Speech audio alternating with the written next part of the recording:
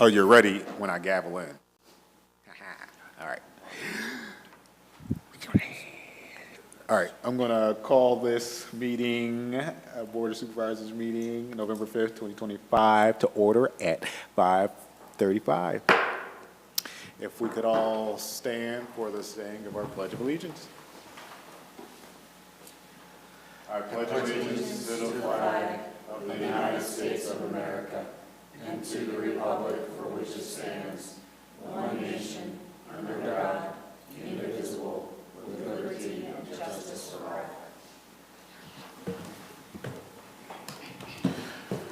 all. All right, welcome one, welcome all. At this time, a few announcements. This is the season of Thanksgiving. Yes, we are doing a Season of Thanksgiving food drive for the State College Food Bank during the entire month of November. We actually have a receptacle upstairs in the lobby where you can drop off your non-perishable food items. There's a list of the items that the food bank will accept on their website. We have a QR code right on the receptacle, so you can double check. We did take our first load of items over to the food bank today, so we thank everyone who has donated to date, and we're just looking for a way to help out our friends in need this holiday season. All right. Well, thank you, and again, we encourage all of y'all to contribute if possible and reach out if you have need. Any additions to the posted agenda?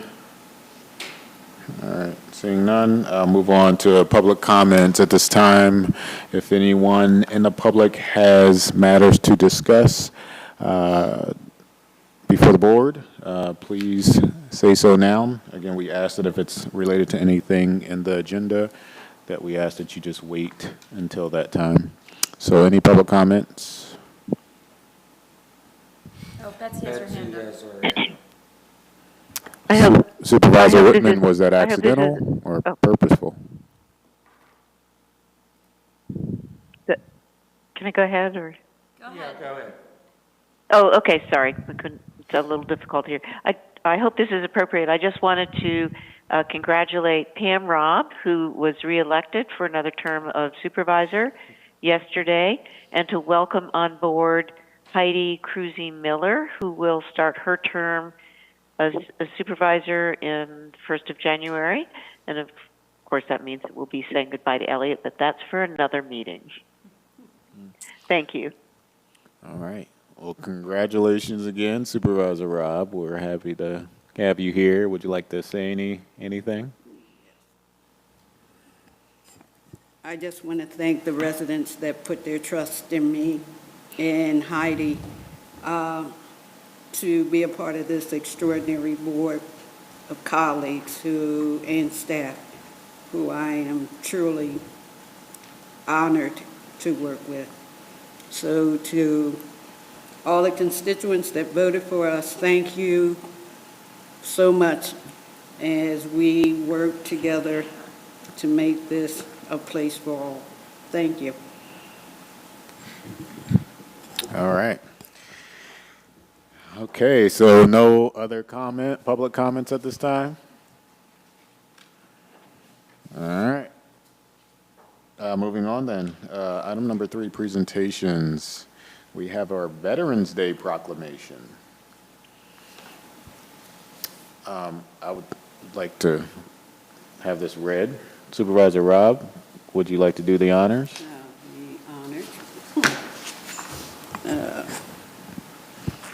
A proclamation celebrating Veterans Day. Whereas each year on November 11th, we pause to remember the men and women who throughout history served bravely and selflessly in American armed forces, preserving our strength and security as a nation. These individuals sacrificed a great deal for the cherished causes of freedom and democracy. And as veterans, they deserve and will always have the respect and appreciation of all our citizens. And whereas Veterans Day, we publicly commemorate an honorably legacy and sacrifice of our veterans, Americans, and the people of many nations live in freedom because of the contributions and sacrifices made by our men and women in uniform who served during times of peril and national crisis. And whereas the brave men and women of the Army, woo-ha, Navy, Air Force, Marines, and Coast Guard demonstrate a reserved, selfless, and courageous spirit that is unmatched. And whereas Veteran Day provides an opportunity for Patton Township to honor the service and sacrifice of all veterans and their families.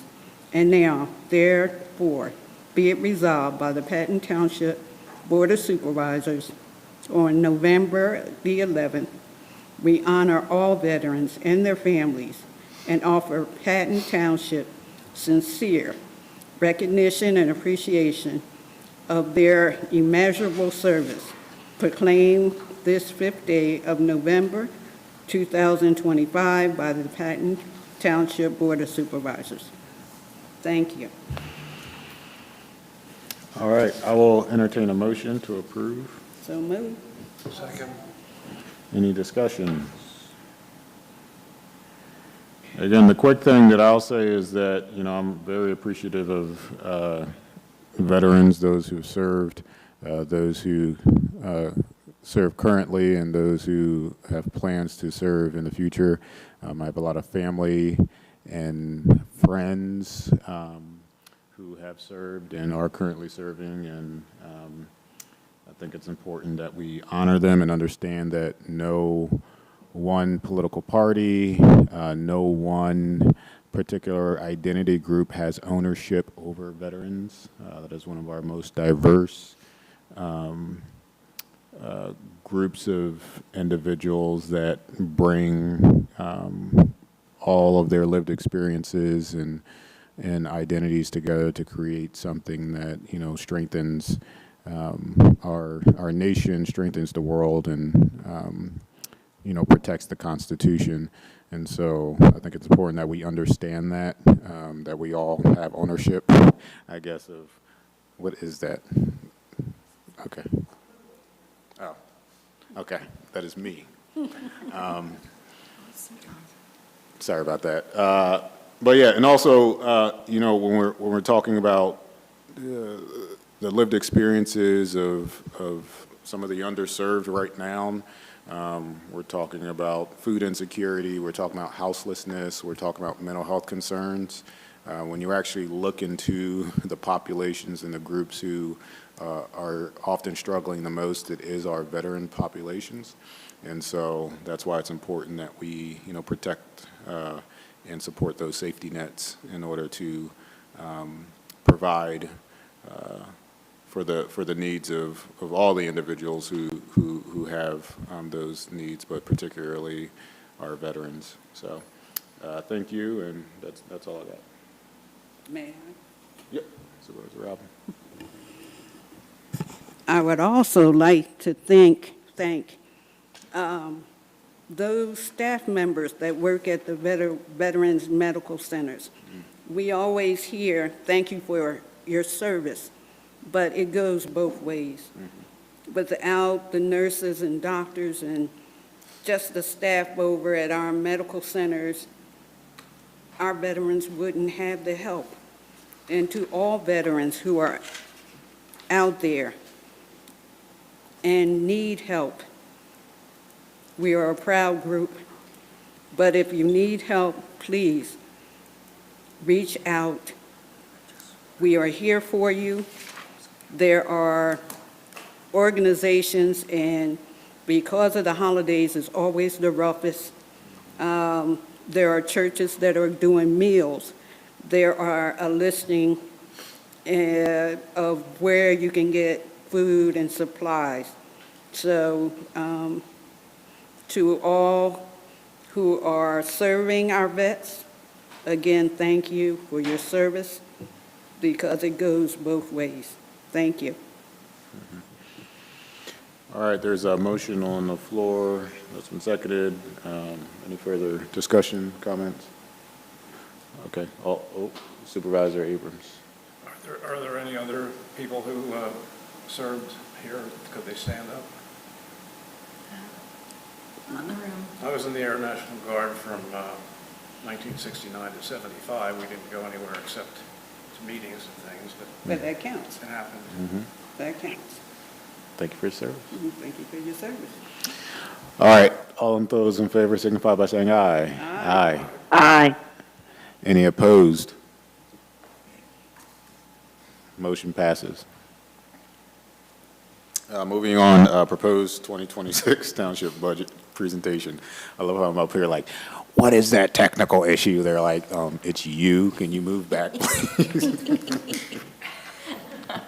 All right, so Larry and I are pleased to present the 2026 Patton Township budget to you this evening. Larry, Ryan, Tyler, and myself have worked on this budget for a couple of weeks now. We have some individual presentations to go through that go over the components of the budget. We will talk a little bit more at the end of this, but we are proposing a 1.2 mil tax increase to cover increasing costs. This is slightly higher than the 1.0 mil increase we had talked about originally. A lot of that is because of inflation, and we have a good graph that shows where inflation has gone versus where our tax rates have gone. We did go through the budget after we realized we needed a little more money with a fine-tooth comb to see if we could cut anything else out. And the discussion that Larry and I had was, we don't necessarily want to cut things out because we would be cutting things like, you know, police cars or trucks or, you know, other projects that are long-term things. But we also are very committed to continuing to watch the finances through the year. And if we need to adjust in the middle of the year and not do a project that's included in the budget, we can make that decision midway through the year. So we have looked at this. I just think that this is, unfortunately, as we're trying to build up that that fund balance, this is unfortunately the reality again this year, which we had talked about last year with our residents as well. So we understand it's hard times for everyone. We don't take the decision to recommend a tax increase lightly, but we do find that it is something that we do need in this moment. So with that, I'm going to let Larry kick off our presentations with the overview. Yeah, I would just add to that with I think the uncertainty of the economy right now. We're not sure whether it's gonna fly up or fly down, but if it heads down, then I will be running to Amy's office to say we gotta make some tough decisions, which is what we did back in 2020 during the COVID, where we held off doing a lot of stuff because we were concerned. So. Oh, Elliot. Supervisor Abrams. Yes, Elliot. Larry, I'd just like to congratulate you on the excellent job you've done with the budget and all the follow-ups for years now, and it's been excellent. Okay, thank you very much. I appreciate that. It's always nice to hear that. Okay, so tonight we have the overview of the budget. We present the budget to you tonight, and then next week on November 12th, we do a tentative adoption. At that time, we'll advertise the budget. The budget will be on our website. It will be in our lobby for anybody to look at the budget. And then on December 10th, at our meeting on December 10th, we'll have a public hearing and the final adoption of the CIP and the 2026 budget, and also the final adoption of the COGS budget. So just to look at last year, the current year, 2025, our projects and accomplishments. We welcomed Ryan, our Assistant Township Manager for Public Works. We completed road and stormwater improvements on North Oak Lane. We hosted Paige, our intern, who completed the recreation plan for open space.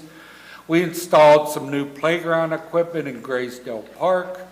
We completed the technology and accessibility upgrades to this meeting room. We replaced the roof on the township building. I think really we replaced the roof on the public works side of the township building. We did the whole thing? Okay, we did the whole thing. Oh, that's right, because we got the money to do the whole thing, yeah. Okay, we completed a traffic signal project along Atherton Street, which ran from here all the way down to Harris Township. And we started the design work for Phase 2 at Graves Woods Park. Looking at the projected results for 2025, our revenue, and we talked about this during the mid-year report, our revenue was budgeted at $12.9 million. It's projected to come in at $12.5 million. It will be short about $400,000, which is 3.22% of the budget. The expenditures were budgeted at $13.5 million. It looks like it's going to come in at $13.1 million. Another $400,000 deficit that offsets the revenue side of it, and that's 3%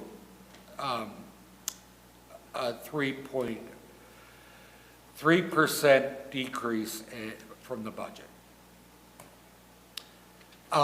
We had a lot of accrued compensated absences paid out due to people who left, retired, Glenn, Jackie, people retired, so we had accrued compensated absences that we paid out.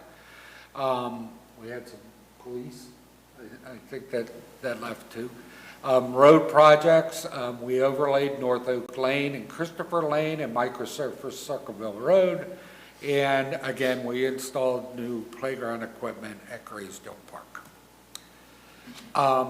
This year, the rates we're looking at, as Amy mentioned, we're looking at a 1.2 mil increase in the real estate taxes. That means that our real estate taxes will be 11.5 mils plus the 0.6 of a mil for open space. Our EIT is at 0.5%. Our local services tax is at $52, and our real estate transfer taxes is at 0.5%. And those three, earned income tax, LST, and transfer tax, are all at the maximum rate permitted by law. Now, I might just add on the local service tax, there's a bill before the state right now that would increase the local services tax to, I believe, $152, but it's kind of being held up with the budget impasse, so if they were to pass that, that would be additional amount of revenue coming to the township. This is a history going back to 2009, what our tax rates were. They've increased from 7.6 mils all the way up to what I'm proposing at 12.1 mils. This is the graph that Amy alluded to. The top red line is the center region COG increase, percentage increase over time. The green middle line is inflation going back to 2011, and the bottom blue line is our change in real estate taxes. So you can see that with the 12.1, we're still under the cumulative inflationary rate, but we're getting closer. So. And Larry, can you spell this out more clearly for people? Sure. So the inflation has actually been going up. Inflation has been going up every year, yes. Meaning things have been getting more expensive Every year. every year, yet taxes, the tax rate has not From kept. 2016, you could see from 2016 to 2023, we had zero increase in our real estate taxes. So for that 8 years, there was no increase, and we're paying for that now. Yeah, but that meant people were able to keep more in their pockets. They were able to keep more in their pockets. We used as much of fund balance as we could over those years. Prior to 2016, they had increases every year for, actually prior to 2012. 12, they had increases every year, and they built a pretty substantial fund balance that we were working on lowering, so we didn't increase the taxes for all those years. But now the fund balance, as I said during the CIP, our fund balance is at a very minimum level, where at this time of the year, and for the first 3 months of the new year, we're kind of hand to mouth in paying our bills and paying our, because we are at the absolute bottom line of where we can be for fund balance.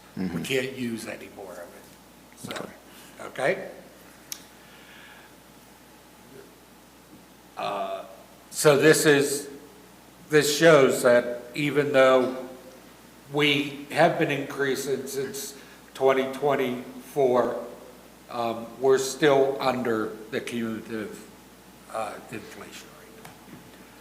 Okay, so this is the 2026 budget revenues. Real estate taxes at the 12.1 mils would be $6.4 million. The open space, which is at 6/10 of a mil, would be $351,000. The earned income tax would be just under 3 mil. The other taxes, which are the real estate transfer tax and the LST, would be $983,000. Intergovernmental payments, which are payments that we receive from the state of Pennsylvania, any grants that we receive, those types of items, are $3.2 million. And non-taxable sources, which are, other sources of income, permits, licenses, stuff like that, $814,000, for a total total revenue of $14,755,337. The non-tax revenue are the assessments, which are for the fire hydrants and the streetlights, of $150,000. The license permits and franchise fees, for instance, from Comcast, are $319,000. Fines, which are mainly from the police department, are $42,500. Interest of $10,000. The departmental earnings of $49,000 are small little earnings that we get for selling plans, stuff like that. Penn State fees in lieu of taxes, $53,275. The rental income on the house that's over at Oak Hall of $50,244, and miscellaneous income of $138,939. For the total of non-tax revenues, as I said before, of $813,741. This is the revenue percentages. You can see that our real estate taxes are by far the highest percent of our revenue at 43%. The earned income taxes at 20%, and our grants next year are at 14%, and we have one pass-through grant. And what I mean by pass-through grant is we're a sponsor of the grant, so we get the grant money and we give it to the person we're sponsoring for, which is the Top Trees project. So it's $1,250,000. So that's 8%. Our budgeted expenditures, general government, which is basically admin and tax, is $2 million. The police is $4.5 million. Public Works is $4.376 million.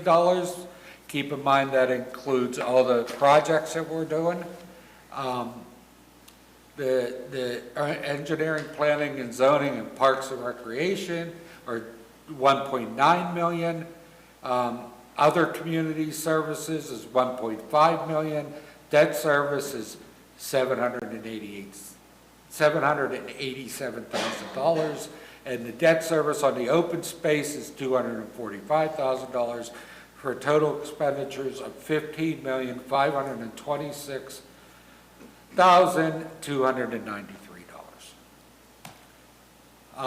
The budget includes a 3.1% COLA for non-uniform employees. That is based on the August CPU for all items less energy and food. So that's what our policy is. 3.2% was in 2025, 4.3% in 2024, and 6.3% in 2023. All employees, I've included a 1.25% merit increase for all the non-uniform employees, which falls on their anniversary date. So the police contract is another 4% increase in 2026, as it was in 2025. We will be negotiating a contract at the end of 2026. 6% increase in our health insurance costs through Benecon, and of that cost, the employees contribute, non-uniform employees contribute 12%, uniform employees contribute 9%. So this is our wages and benefits. If you remember, we talked about $14 million in revenue, $15 million in costs. You can see that our wages and benefits is over half, or almost half that $15 million. So this is the increase in each of the departments. General government is about the same. That's because of turnover. You know, our tax person, we're not paying as much as we paid our prior tax person because she was here a lot longer. So our police department, that reflects the 4% increase, plus some police are leaving, and we'll replace them with new officers who make less than the officers that are leaving. Public Works, that reflects those increases, plus Ryan will be here for a full year next year, and engineering, planning, and zoning has a $20,000 increase. The most important number to me on here is that $411,485 increase equates to 0.74 mils, a little over 0.7 of a mil, increase in our costs. COG, as we know, didn't go up much. It only went up 3.5%, and that's because of some of they used some one-time monies there and stuff like that, but they did keep their increase to $81,000 to us, so COG will go up $81,000 next year. That equals 1.46 mils. So the 7.4 and the 1.4 is almost 9/10 of a mil. Of that 1.2 mil increase, almost 9/10 of it goes to those two lines. So here's our expenditures by the source, by department. So our general government, which is this one here, is 12%. The police is 29%. Public Works is 20%, and COG is 15%. So that's the majority of what our expenses are. So in summary, the budget has revenues of $14,755,000, expenditures of $15,526,000. We are going to be using fund balance again next year of $771,000. It's going to be very difficult, but we'll be talking pretty constantly about that. That leaves us with a fund balance of $766,604, which is just under 5%. And as you know, our policy is to be 8%. So between 8 and 12.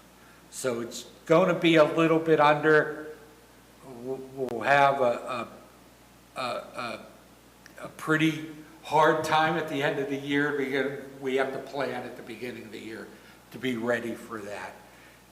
So we will be doing that planning in March to be ready, that we know that we're going to be having some difficulties at the end of the year. But, you know, like Amy said, we looked at to put the smallest amount of increase we could get away with and put as lean of increases that we could put into the budget. So this is the breakdown of the 12.1 mills. It's 8.8 for general. It's 1.2 for overall debt. It's 0.6 of a mil for open space debt. It's 0.4 of a mil for the library. It's 0.7 of a mil for parks. Capital improvements, that's our parks, not COGS parks. And 0.4 of a mil for fire. As I said, next week we'll do the tentative adoption of the budget, and then we'll advertise it for the public hearing on December 10th. And with that, I'll answer any questions that anybody might have. Thanks, Larry. I'll open it up to the board. Questions, Chair. comments? Supervisor Robb? Larry, you continue to prepare us, and you do an outstanding job in breaking it down and working with staff, Amy, Chief, and Bryant now, that we understand the numbers. And you just prepare us each year. And I thank you for that, because looking ahead and being prepared makes all the difference in the world. So we knew this increase was coming. You kept us those many years without paying anything. So thank you. The breakdown is good for all of us. So, you know, we're hoping the plan is that we won't have to come for an increase in 2027, and hopefully we'll be able to start decreasing back down after that. But of course, that depends on inflation and, you know, and the economy and what it does. One of the other, Amy and I were talking today, one of the other stresses that we have is our organic growth. So that's the growth of new properties that come onto the tax rolls, has been very low since COVID, with the exception of last year when we got the hospital and the medical building, but even taking those two, it was not the biggest thing. I mean, when I started here, our increases every year were much higher on organic growth. We got that one spike. It's like we got the spike in the sale of an apartment building, and that gives us a spike in real estate transfer tax, but we can't rely on those every year. And one of the things we may want to consider as we move forward, because the state ties our hands a lot with how we can tax, but there are some other taxes available to us that we haven't been using. For example, we could charge an amusement tax, which would be on events that are being held, that are ticketed events out at the center. They have a decent number of events out there. Also on golf courses, on greens fees, and we of course have a golf course. So we might want to explore those options as well. Again, the state's trying to do something with the LST tax, the local services tax, which would be amazing. The other thing to consider as we look at those dedicated millage, the Alpha Fire Company is moving to a hybrid program, so they're going to be volunteer and paid. And as that happens, and that's something the COG has done a good job of preparing us for, but as that happens, we may find that that 0.4 of a mills is not enough to support the fire company. And while you maybe lower your general millage, you might want to bump that up a little bit. The Parks program is another one. Our Parks is 0.7 dedicated mills. Susan does a great job. She brings things in under budget. She works to keep things in her budget. But as the Recreation Advisory Committee is working on their new parks plan, one of the things to consider is that dedicated millage for parks hasn't been raised since the 1990s when it was put on. And things are vastly more expensive today than they were when that was first put on. So we might have to look at some of those other things as well. And again, there are things that are at play that might be changing. The Clearwater Conservancy is going to be moving out of that building, which we own. And we need to have, the board needs to have a conversation about what we do with that property. Do we put that property on the market and sell it? And then do we use that money to, how do we use that money? Do we use that money to fund some other things? So we put that money back into our fund balance and our reserves. But there are a lot of conversations that we need to have during 2026 because things are, I think as we were doing this budget, we realized things are a little worse off than we anticipated in terms of the real estate taxes aren't being collected at the rate that they once were. And I think there are a lot of people in this economy that are struggling, and the costs have gone up a great deal. And then the state government not having a budget is problematic. Not as much for us as it is for school districts and the county, but it's problematic. The federal government not having a budget is problematic. So there's a lot of things at play, but Larry and I are keeping an eye on all of these things and trying to come up with other ways. We've done a great job of accessing grants and getting grant funding and using those to do some of these capital projects, these one-time projects like the roof that is good now for 20 years, right? That was $102,000 we got from the state of Pennsylvania. The roof cost us $5,000. So we have to continue to look at how we're getting our funds, how we're using our funds, because we want to be mindful of what we're doing to our residents. We know that our residents are having tough times as well. So the inflation isn't just affecting us, it's affecting them as well. So, and I think you're gonna see, we're gonna have more conversations throughout the year. And if we need to look at some of those, they're called Act 511 taxes, some of those other taxes, we can do a tax on game skill, the skills of chance games that are out there. We can look at some of those other things to bring in some additional revenue. So we might have to get a little creative again, to try, right now we're in a regressive system with putting the burden on our real estate taxes. And until the state does something, our tax rates haven't changed since 1965, our ability to tax. And until they say, oh, you can move your earned income tax rate or you can do whatever, we're gonna be stuck with making this a very regressive choice. Mr. Chair, Larry or Amy, if you can answer, where do we stand with the school? The new project, the extension of the Park Forest. The middle school? Mm-hmm. Yeah, so the middle school right now, their plans have been submitted. They're on their second submission to the township. So they're working through the planning process. I believe, from what I've heard from our friends at the school district, they're not planning on an opening date until 2028. They'll start construction, hopefully 2027, but they're not planning on an opening for a couple of years. Okay. Thank you on that. They don't pay any. They don't pay taxes. They don't pay any real estate that's what taxes. I needed. Thank Yeah. you. Mm-hmm. Any other comments?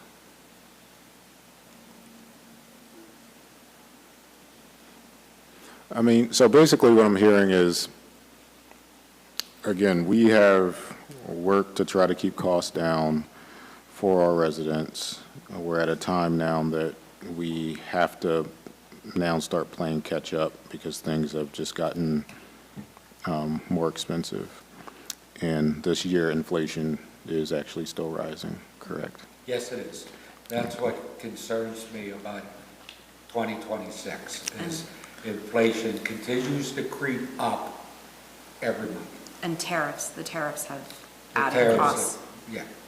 They haven't come in full. I don't believe that we've seen the full effect of the tariffs Yep. in the inflation rate. Because I believe that a lot of companies had inventory that they were selling from, that they bought prior to the tariffs going into effect. So once that inventory is depleted and they have to buy stuff, you're going to see some increases, so. Okay. Yeah, I mean, this is a lot tighter than I anticipated. And again, what you're saying, though, is that there's opportunities we have to offset the reliance or increase or reliance on the real estate taxes to bring in and generate income. But partly our hands are tied because of, the state and federal. That's correct. But there's ways we can get creative with, as you talked about, like the parks, the fire, sort of like millage, maybe making some increases there. Yes.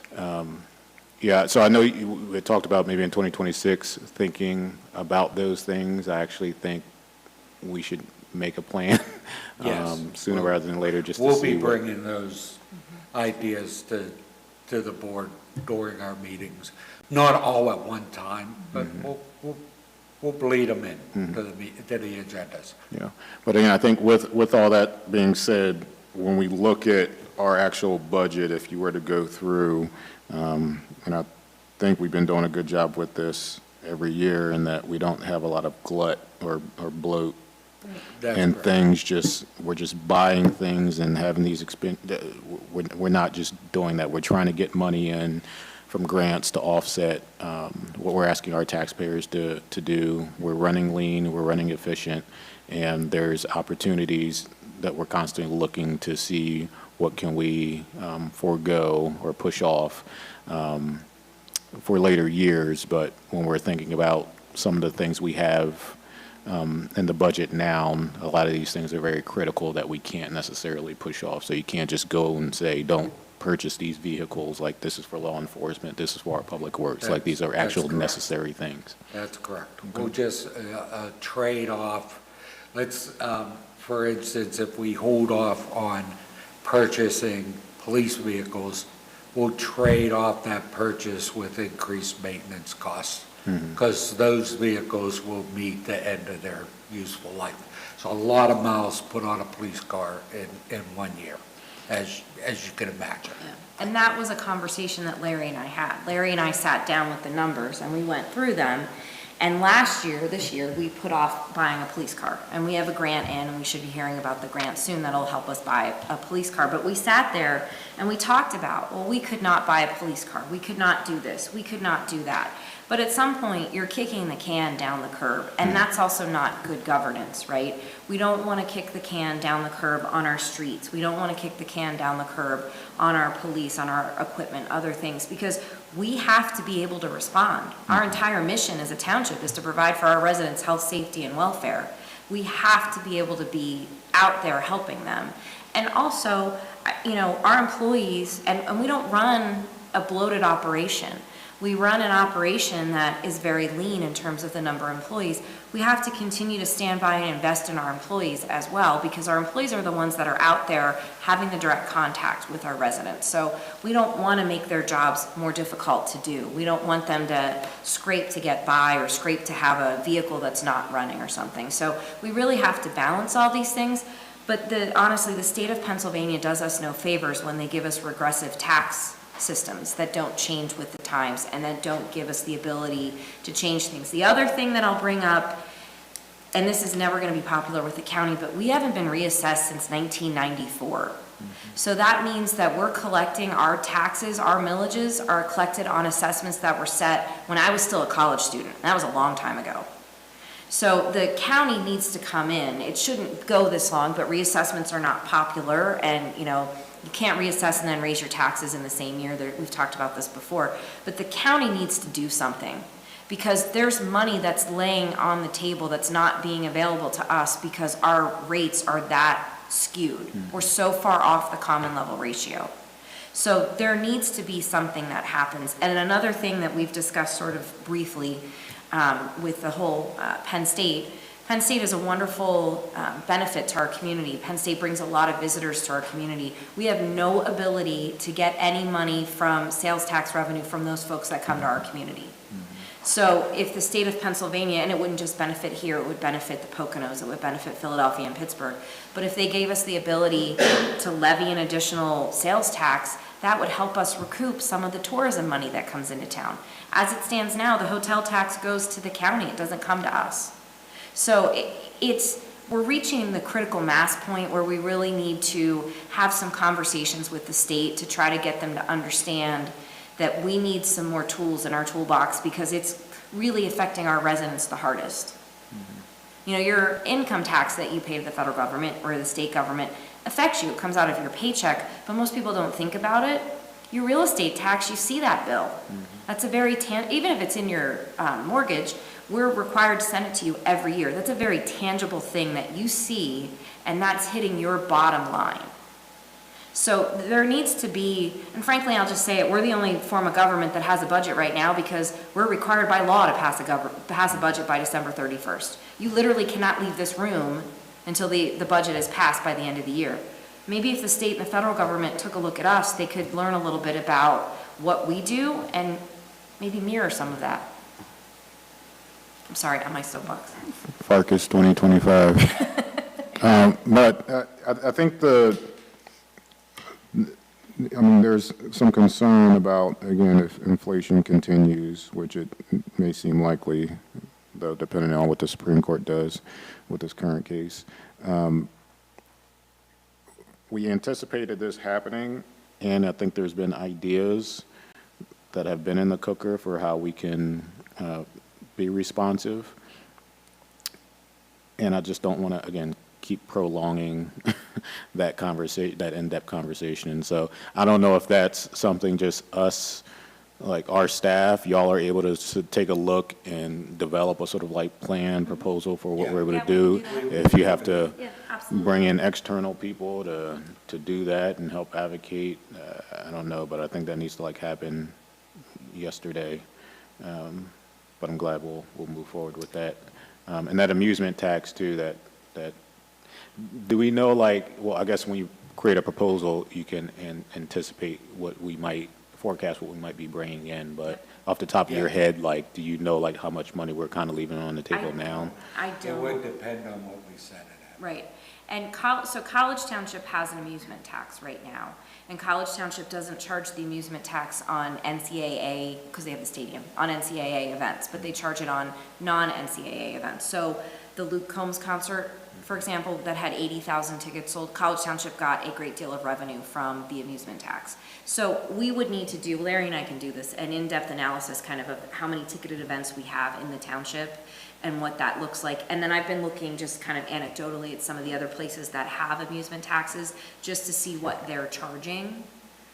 You know, it's a percentage or it's, and the golf course one interested me. I didn't know that until I heard a presentation on it, but that's charged on a fee and it's a percentage of the greens fee, and then it's not for like nonprofit events that are held at the golf course. So we could do some analysis as well to see what Toff Trees is our golf course, what they might be charging and what that would look like as well. So we can absolutely put that together for you.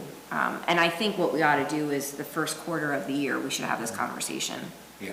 And see, and then look at the law, the structure of the law to find out when we can enact these taxes. Because if we find, and I can pull the law tomorrow, but if we find that we can enact the tax and start charging it in February, that would help us greatly, right? If we put it in at the beginning of the year versus having to wait until the end of next year to do it. Okay. Supervisor Abrams. Just on two items. I think that the golf one should be par for the course. I don't think it'll take too much of a divot out of any individual who's playing golf.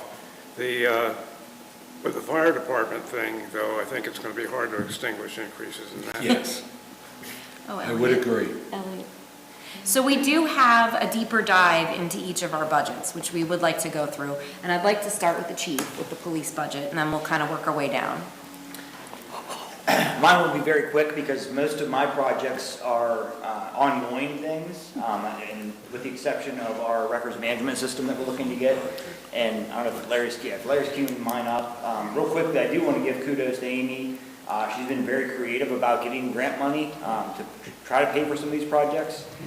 2 of my 5 that I'm going to talk about tonight, she has been looking to get some grant funding for. So, Hold on. okay.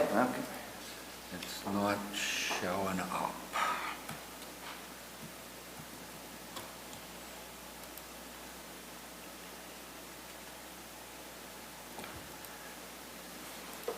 There's something about this.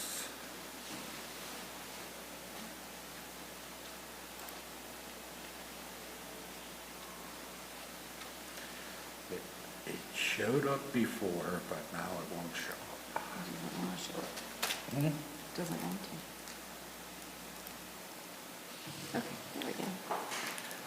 I was talking so much because I thought we were done. Sorry. You can just go down to the 3rd slide, Larry, if you want. Which slide? The 3rd one. The missions? One more. There you go. All right.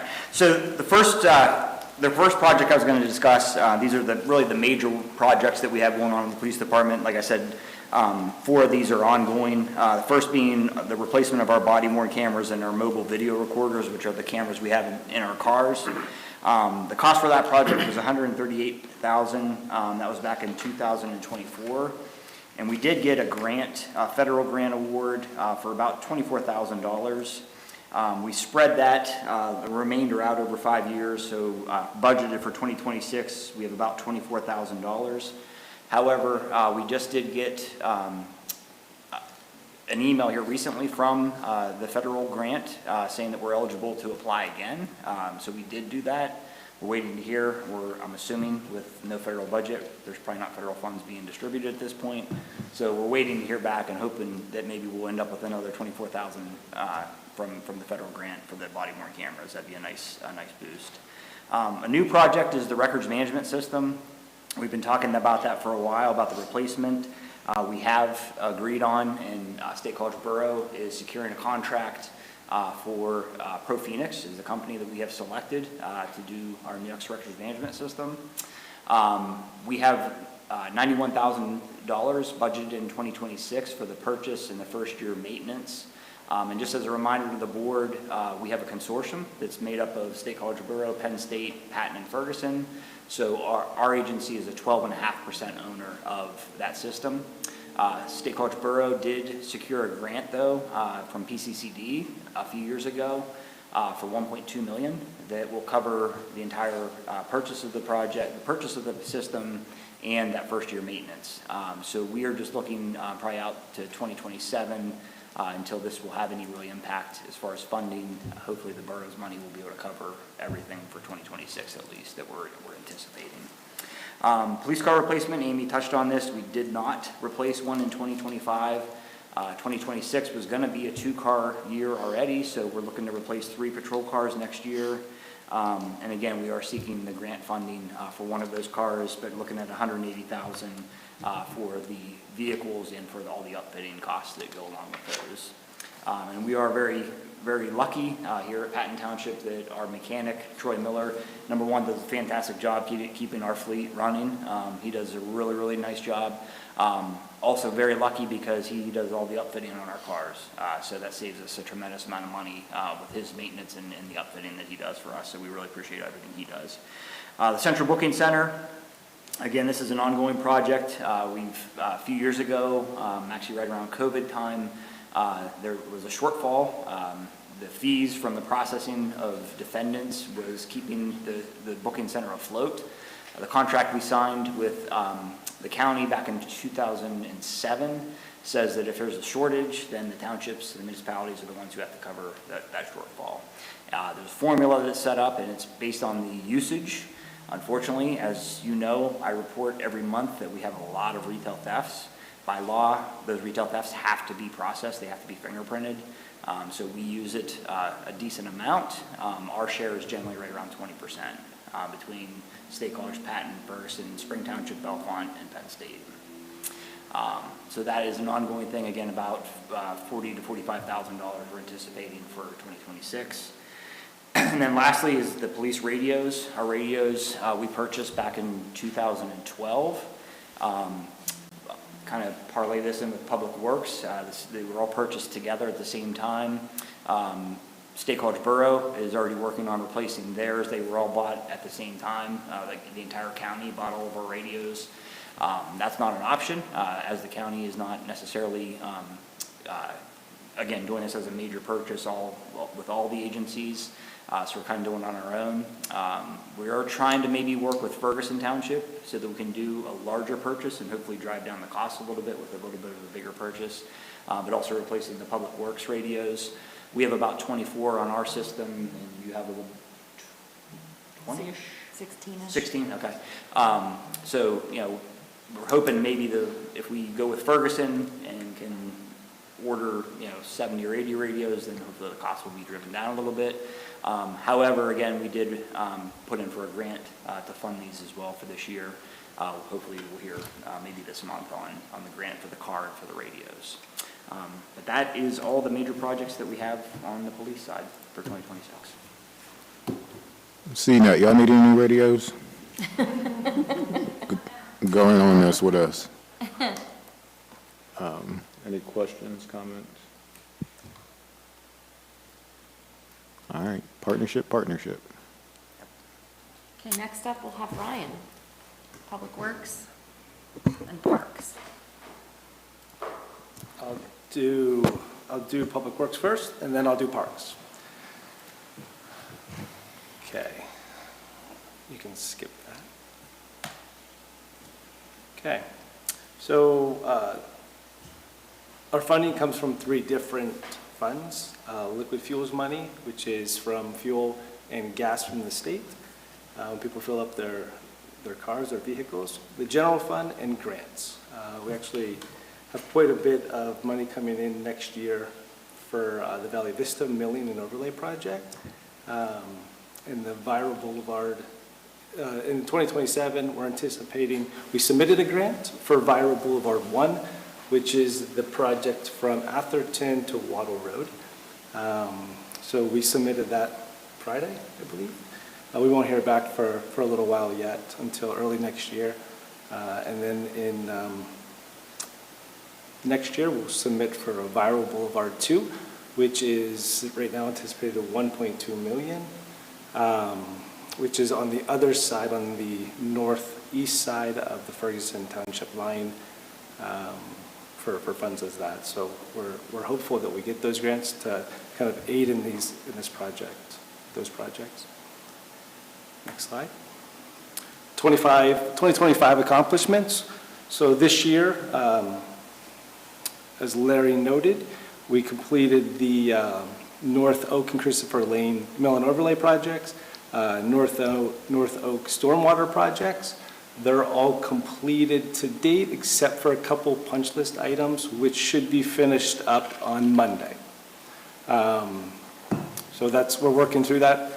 The Stormwater project has been completed in full, and I have the final invoice sitting on my desk. The microsurfacing on Circleville Road, that was completed as well. And upcoming, it's this 2025 projects, but the CIPP cured in place pipe lining contract has begun. It will be finished mid-December. That will be completed this year with this year's funds and budget. Commend the road crew guys. They did a lot of great work this year and continue to do that. We've had a backlog of mill and overlay patches, things like that. They've really cranked that out over the last couple of months. So I commend them to getting ahead and getting that backlog completed. So that's great. Patching, crack sealing, they can continue to crack seal as the weather allows, so they're staying on top of that as well. And then we also completed the Green Light Go contract. As Larry noted, that goes from Patton the whole way to Harris Townships. Each of the signals were updated. There is one outstanding intersection, and that's Douglas Drive in Atherton. We're waiting on the utility provider to finish their work for us to finish our part of the work. That's to be completed soon, hopefully in December. Okay, I'll keep you updated on that as well, but we're getting a little bit closer. 26 projects. So I have these two slides broken up into fund accounts. I'll start with liquid fuels. So we are proposing to do East Hillside Ave. That's from Douglas Drive to Fairwood Lane. That'd be a mill and overlay, some base repair, sections of curb as needed. And that cost is $267,000. Also, mill and overlay of Valley Vista Drive from Carnegie to Atherton. Mill and overlay, pretty easy jobs there for next year. We did receive $283,000 from the multimodal grant, the state grant for Valley Vista. So we're fortunate enough to get some aid on that. We have budgeted $65,000 for our CCTV contract. Closed caption television, that's basically inspecting our pipes to see what problems we have in our pipes. The goal or the projection starting next year is to have a program set up to start looking at our pipes more intricately, to know what our problems are that we have in our pipes. Do we have problems? What are the problems? Can we fix them internally to save some money, or do we have to line them? And that would be a contract. So next year is the start of that program to kind of get where we need to with our one system that most motorists don't see, right? So our road maintenance materials contract, it's $80,000. That road maintenance is asphalt, stone, signs, those types of items that we use on a daily basis to make motorists have a better ride, to drive down the roadway there. Pipes, that's included in that as well. The salt, the price for salt has gone up $4.27 from last year to this year. So we are going to be using half of our budget on liquid fuels and then the other half from the general fund. Our line painting next year, we're going to do most of it in-house. This year we had a contractor do two of our intersections. Our crews believe that they can do it all themselves to help the residents save money and kind of give back that way as much as we can. There are things that we can't do for line painting, and that's the long lines. So that would be the double yellow, white edge lines, things like that. The intersection long lines as well, lane dividers, things like that. We can do it, but it wouldn't look great. So it just doesn't make sense for us to do it. But we'll still contract that out or run with the regional contract on those items, but for line painting, we'll try to do most of those in-house, okay? I don't want this because I have that lane thing in my car and it would just keep beeping at me. Breaking news, increase in traffic accidents. Unsure why. We have $20,000 budgeted for the electricity, for traffic signals and luminaires.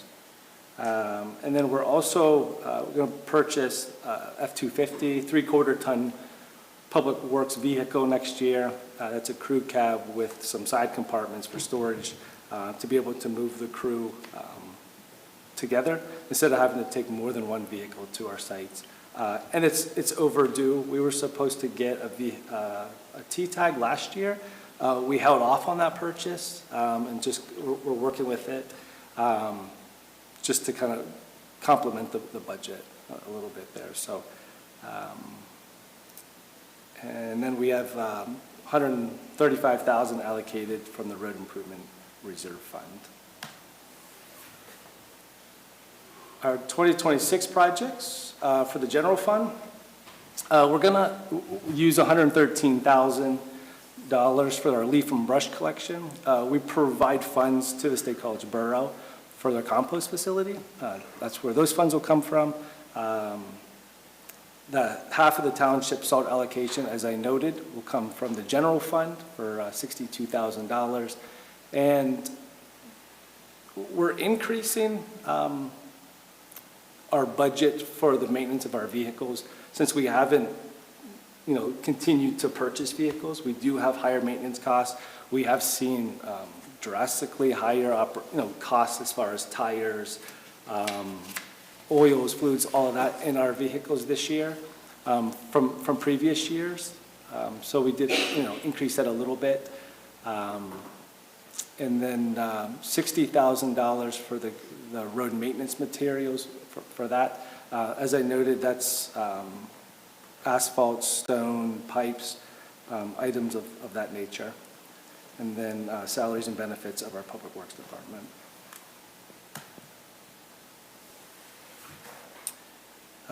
Also, we do have almost $76,000 for the design of our Public Works facility for next year as well. And then, as Chief noted, we are in the works for the Public Works and the police radios to be updated as well. Okay, that's all I have for Public Works. Any questions? Elliot? Do we get any revenue from the sale of electricity at the charging stations? Because that is what used to be liquid fuels, but electricity isn't free, so. Yeah, so we don't. We actually, the one charging station that we use for the township vehicle, we don't pay any taxes on. The other charging station that the public uses, we actually have to pay taxes on.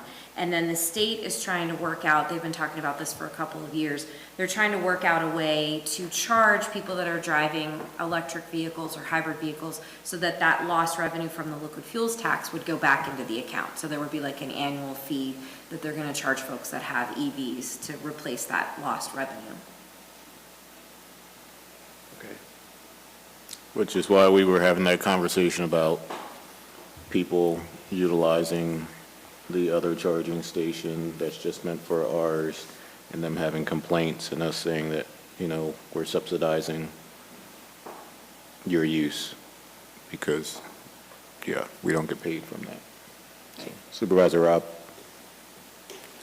Chief, your radios, does Public Works and the police radios, are they the same? So ours are a little bit more advanced than what the Public Works Department has. However, they're integrated, so we can talk to the Public Works Department. For instance, if we're out, if they're out plowing and they need an officer for any reason, they can switch to a channel and get one of our officers to come. So they do integrate together. Ours is just a little bit more advanced because of the amount of channels we have to have in ours and programmed in ours. So when we're buying your radios and Public Works radios, are we combining that together? Yeah, Okay. we'll be buying them from the same vendor. So it'll just be different models, but it'll be on On the same, purchase. yeah. Yep. Thank you. Yeah, I got it. Radios. I love how you tried to sugarcoat that. They're about the same. Ours is a little more advanced, Don't make them feel. Kind of feels like the conversations with Oklahoma and Texas. And it's like, we're all the same, but, Texas has a little bit of a ego over Oklahoma. All right. Parks. Okay, Parks. Let's see if we can get this.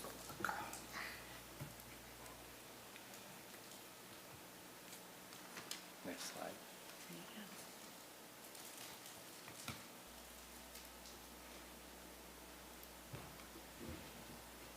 Okay. So Parks is overseen by our project manager and the RAC, Recreation Advisory Committee. Their funding sources come from two sources: the Parkland Acquisition and Improvement Fund, which is that 0.7 mils, and then the general fund.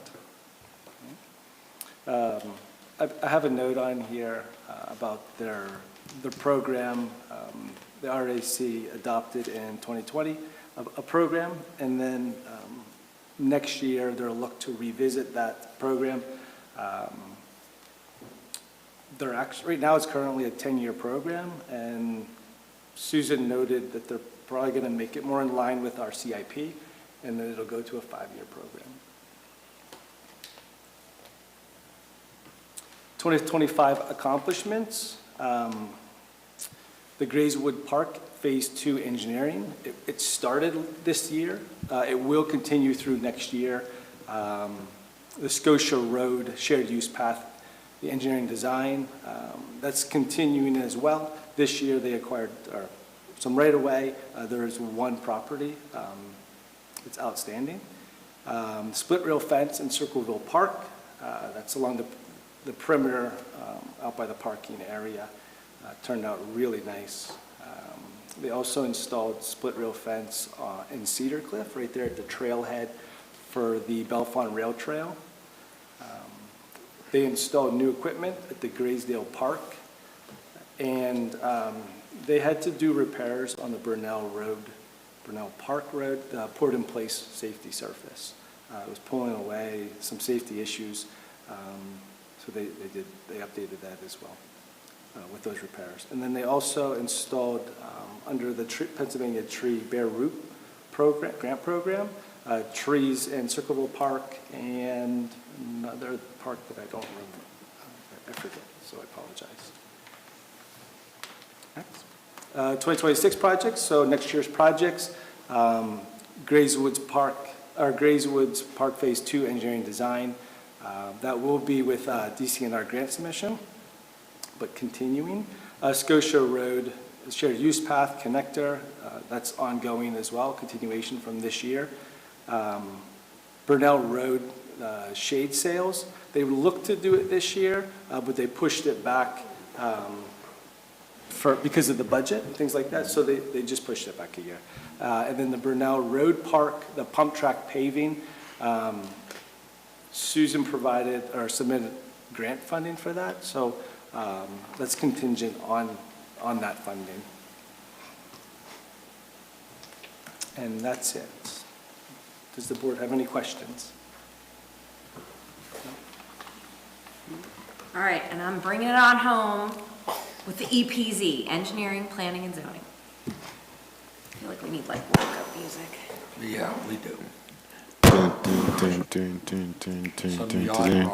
Yes. Yeah, I Some yacht rock for I 80s. dressed up as a yacht rocker for Halloween. She had her Steely Dan t-shirt on. I did. I had my sunglasses I and my haven't seen hat. one of those in years.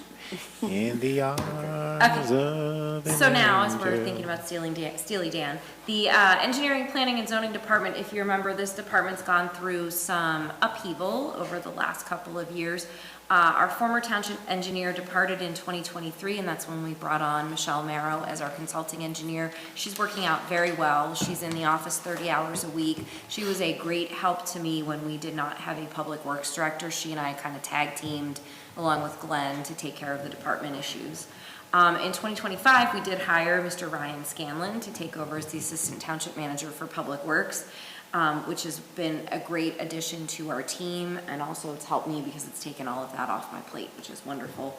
And then we did reunite the department permanently. If you remember, Public Works and EPZ were separated for years, and then we did an interim kind of reuniting, and then we've decided to make that permanent. What we found is that this fosters much better coordination among the employees in the department, and definitely seems to be working pretty well with all of them reunited under the umbrella of Public Works. So if we go on, funding for this department comes from three sources: the general fund, our dedicated open space millage, this is only used for our open space program, and then grants. Our grants that we see on this side are mainly the traffic signal grants, some roadway improvements, which also fall under open works, and things fall under Public Works, and things for the open space program as well.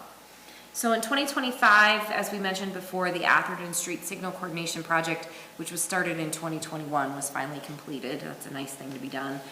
We adopted short-term rental regulations. As you're aware, we've had some issues with some of that, some feedback from some residents. We will have an intern in 2026 who will be looking at our short-term rental regulations and putting together an in-depth report for the board to review. We reviewed 9 land development plans to date. We hired our intern, Paige, who completed our recreation plan for our open space properties. And that open space plan, that recreation plan, we had budgeted $60,000 over 2 years, and we got it done for $2,500 from our excellent intern. So we are very happy about that. And then we took care of fulfilling our MS4 stormwater credit requirements that are required under our MS4 permit through an intergovernmental cooperation agreement with the Millbrook Marsh College and Harris Townships for $1,700 a year. We originally thought that project would be $70,000, so we were ecstatic about that as well. So in 2026, things we're going to be moving on. We have talked before about the boundary smoothing between Grays Woods Park and the Grays Woods Preserve. We're in the process of completing that. The Attainable Housing Advisory Committee will hold their first meeting on November 17th. Our goal is to have regulations before the board for consideration through the middle of the year next year. We have a $200,000 grant from the state to complete upgrades to the stormwater system on Tofttrees Avenue. And then one item to note, as COG local planning is sunsetting at the end of this year, we will keep Janet on to finish the Park Forest Middle School plan and the attainable housing regulations, but we will start using Strategic Solutions out of Pittsburgh to help us with plan reviews and related planning items. We'll review this relationship towards the end of 2026 to see if we want to continue that, if we want to maybe partner with another municipality, how we want to move forward with planning services. When I talked with Strategic Solutions, they're going to handle plan reviews. If we have other planning related items, they would give us a proposal for a cost basis so we would know what that would cost to take care of if there are ordinances or other things we need done. And then our open space has a lot of things on their plate. We're going to continue doing some invasive species work at the Hall Family Preserve. Our forestry management program is going to start at the Seward property. The Seward property is a great property, has a great vista. So we're going to work on removing some hazardous trees near that overlook, also the trail and the parking area. And then through the next couple of years, we'll develop the parking area, probably in-house, and then also do some work along the trail so folks can go up there and enjoy that property. And then once the boundary smoothing is complete, we'll ask the board to consider action to move our Grays Woods Preserve under the state's 400 Areas program. The 400 Areas program would then manage based on our forestry management program, so that will save us revenue moving forward. And that's it. And we complete our 2026 budget presentation. So we will answer any additional questions that you have. As mentioned, you will see this next week, and we will ask you to do the tentative adoption. It has to go out for 20 days for public inspection. We'll adopt it at your meeting on December 10th. If there are things that you would like us to change, please let us know that. We can certainly get that done. If there are other questions or things that you need clarification on, we can get those for you for next week as well. Any comments, questions? Again, things are laid out pretty well Yeah. for us, and Supervisor Whitman still with us, so, yeah. Yep. I'm looking for my little raised, here we go, my little raised hand. There we go. There's a question. Yep. A procedural question. I know we've raised taxes recently. We're doing it now again. We have a public hearing coming up. I'm just wondering in general if there's specific complaints that are raised during the public hearing of a particular program, and then we would be charged with weighing the merits of those charges. Should we cut back on a particular program?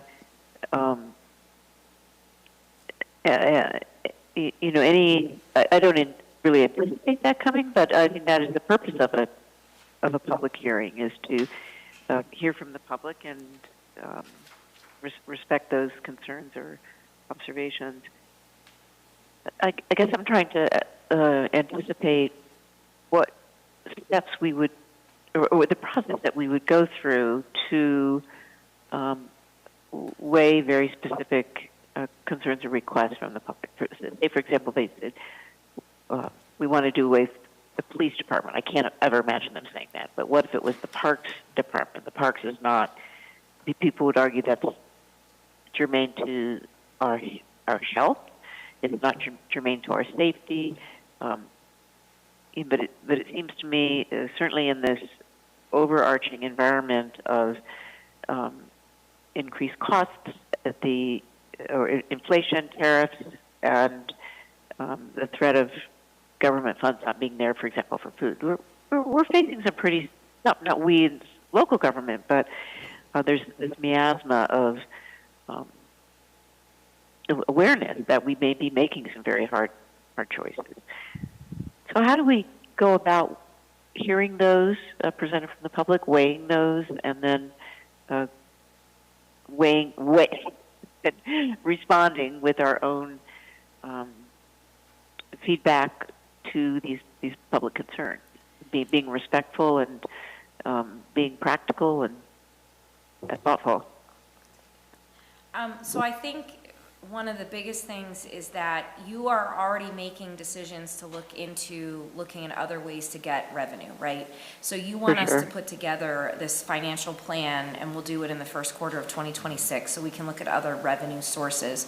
So I think the overarching message to our residents is we're trying to find ways to go out and get additional revenue. We're trying to not constantly go back to the till to get it from our real estate taxes. I think the other thing too is that we are committed to, if we have to kill a project in the middle of next year, we'll kill a project in the middle of next year because we don't have the funding in place. And Larry and I are trying to constantly monitor what the economy is doing. And the one thing I will say about the public hearing, so if someone comes and has a great idea to cut money or add money into the budget, that's wonderful, but you would then have to re-advertise to take action, and the budget must be adopted on December 31st. So you would have to have a special meeting then between December 10th and December 31st to get that done. It's not insurmountable, but I would just say that it's a little cumbersome with the way the state works the laws out. So that's something else to keep in mind. And also, keep in mind that there's always two sides to the equation. So there's the side that we can raise money some way, whether it be a real estate tax increase or 511 taxes. The other side of the equation is cut services. As I said, our labor is half of our costs. So really, if you don't look at individual projects, then you start looking at, well, do we really have as many road crew people to plow the roads?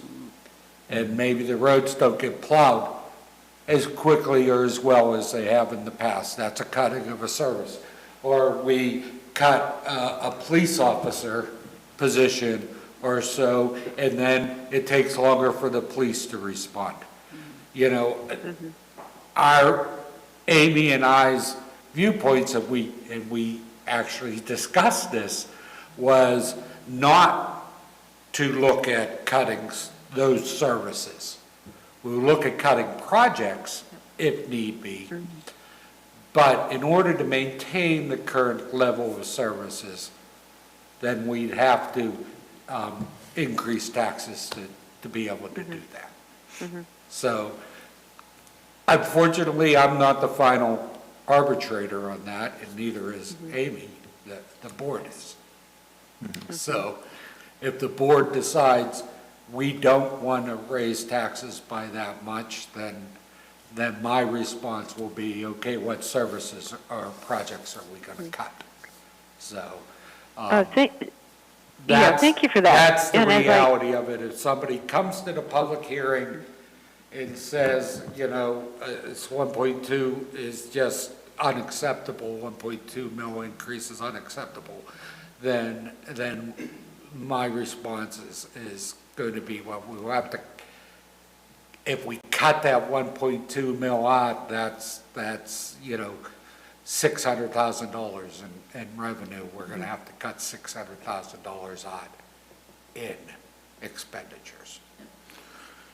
So in reality, the public doesn't have access to this right now. The public will have access to that Next week when we tentatively. next week, Yep. yes. But not before next week. Technically, it's a public document, so if So someone came in and technically, wanted it. yes, it's in our lobby. And I can put it on the website whenever you tell me to. Yeah, so that's, to thank Supervisor Whitman's point as well, like if someone came in, so we're tentatively adopting this next week, we need the 20 days before the public hearing. If someone came in and had this, caught something we didn't see, we would need to then Yeah. propose a change. It would depend on the size of the change. So if it is greater than 10% of the budget, Okay. or 25% of any individual portion of the budget, which means 25% of public works, or 25% of general, we would have to re-advertise it. If it's smaller than that, we do not have to re-advertise. Oh, dope. Okay?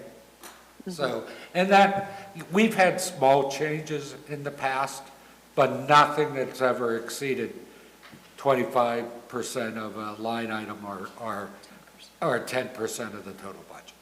If somebody comes in and if we change something, if they changed and took the $600,000 out, yeah, we'd have to re-advertise that. But if somebody comes in and finds something and says, hey, you gotta change this by $30,000, we don't have to re-advertise that. Got it, great. Yeah. No, thank you for that. And I think as I'm listening to your answer, it occurred to me that what I'm really searching for is communicating to individuals in the public who might come up and express concern about the increase in taxes. And then I would have a sense of being able to explain to them the services, the decision process that we would go through and the impact of that decision. So I just think it's something that, as an elected official responsible to citizens, I need to have a competent, open response to that. That's correct. So I really appreciate that. And remember, that our increase in wages and benefits is 0.74 mils. So that's about 70% of the tax increase. So, I guess you could opt to not give an increase in wages, but a lot of that increase is also in health insurance. And Right. And that's all across the board is skyrocketing. that's correct. Okay. Yep. Okay. Yeah, appreciate the discussion. All right. Well, any other comments, feedback right now? So as it stands, we're able to provide between now and then next week some changes, suggestions, feedback. And then we'll be tentatively adopting then that finalized thing at the meeting. That's why I usually wait for the tentative adoption, because if I put something on the website now, it may change between now and when we tentatively adopt it. If you find small changes, there might be some typos in there. I'm sure there is, because I found a couple, so I've been making changes as we go along. So I'll be bringing those changes with me next week and putting them in your book. But I like to gather them all at one time and do it all at one time, so. So you had talked about cost savings, and again, our wages and benefits account for a significant portion of our budget. You had talked about public works, you had talked about police. Is there a scenario where the assistant director for finance, we don't need that position, and so we could save money? Sure, because the manager is very adept at doing finance. No. She is, I have trained her so well. No. My wife would love to see me at home every day. She's got a whole list of projects for me to do. All I'm gonna say is I can't reliably add 2 + 2 and get 4 every time. That's why I have a Larry. Well, so And that- Larry says, what's 2 + 2 = 4? What do you want it to be? Okay. No, I would like to stay here for much longer, because as I tell people and ask me when I plan on retiring, is I enjoy my job and I get paid to do it. But if I go home, my wife has a lot of work for me to do at home that I don't enjoy and I don't get paid for it. So I'm gonna keep coming in. All right, so taxpayers don't come in trying to cancel out that line item for this job. That would be tough. Okay. Although, I mean, the intern saved us, what'd you say, $57,500? Yes. I think we just need to start hiring interns to replace. Hey, she wants to go in local government now after her experience at Patton Township. She is very interested in being in local government. I will get an intern every day that I can convert into the local government side. Yeah, that's pretty dope. All right. Interns are the way. All right, if there's nothing else, right now, we will reconvene in a week. Hold on. Any committee reports? People want to talk about? Nothing? Okay. Other business? I'll entertain a motion to adjourn. This meeting is adjourned. Adjourned.